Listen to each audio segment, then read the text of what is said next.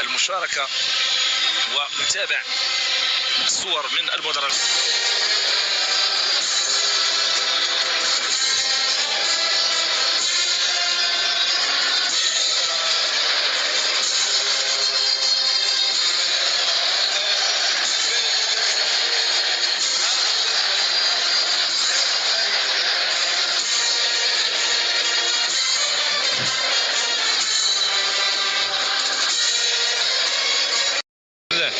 مباشرة عند الحارس ياسين بونو للجهة اليمنى، بحث على الانطلاقات اللي ممكن انه تجي سواء من خلال الاجنحه، سواء الجهه اليمنى او الجهه اليسرى، او ايضا من خلال الاختراقات الاماميه. كره ممتازه مغربيه، محاوله من جانب رحيم. دائما كل ضربات الجزاء فكنشوفوا الحكام كيذكروا الحراس بهذه المساله. ضربة جزاء للمنتخب الوطني المغربي، الدقيقة العاشرة. حكيم زياش يتقدم، حكيم يصوب بالخلود، والهدف الأول هدف ببراعة، هدف لعب واحد الأناقة كبيرة حكيم زياش. نقول بأنه خدا ثقة كبيرة وتعامل مع الكرة بهدوء كبير وضعها في الشباك. هدف محرج للحارس الكابوني، غامر فيها بعض الشيء ولكن وضعها في الشباك. الأهم وأن الكرة دخلت للشباك.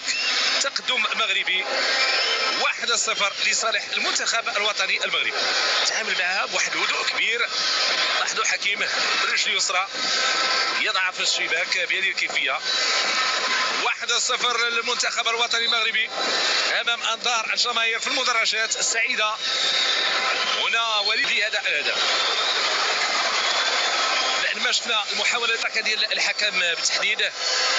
لاحظوا هنا الكره اشرف حكيمي ما تمكنش من التقطير ديالها بشكل جيد، خلاتها انها تمشي بهذه الكيفيه هذه عن طريق اوباميونغ، ثم بعد ذلك القيام بالتصدي عبقار. كتجي الصافره من الحكم دحان بيضاء تصوب، والهدف هدف ثاني للمنتخب الوطني المغربي. حكيم زياش يضع الكره في الشباك لوحده بشكل صعوبه على مستوى اوباميونغ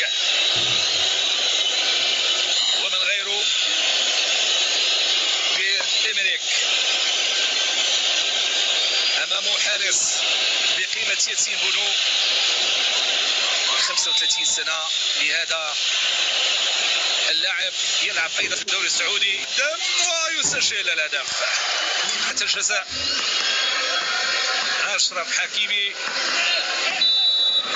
أم حكيم زياش. يتقدم أشرف حكيمي، حكيم زياش يصوب كرة ممتازة، صوب الحارس.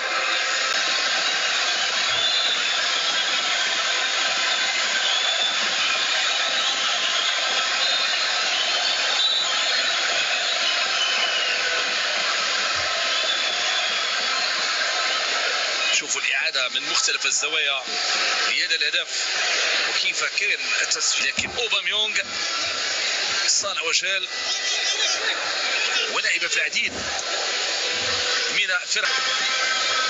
لاحظوا عز الدين أوناح قام بتمريرة مميزة.